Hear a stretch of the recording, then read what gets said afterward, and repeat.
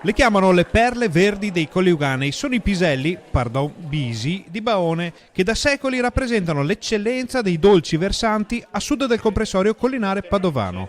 Ma si sa che i baccelli vanno sgranati per poter fare risi e bisi e altre prelibatezze della cucina veneta. In questi giorni decine di giovani e anziani si ritrovano di sera per destegolare, segnatevelo, è il termine tecnico in Veneto, quintali e quintali di bisi. Quanti bisi sgranate durante questo periodo? Tantissimi, anche più di 10 quintali di grani, parlo di grani sgranati. Fra una sgranatura e l'altra si fa filò esattamente come una volta, occupando anche l'ultimo metro quadrato di corridoi e aule delle vecchie scuole di Baone.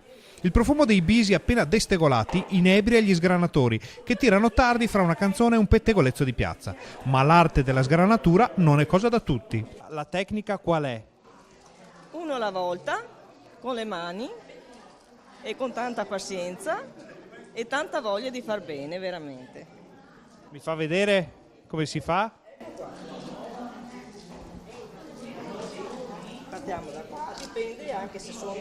questo non è proprio uno di quelli proprio belli, ma insomma dobbiamo accontentarci di quello che troviamo. Così. E così.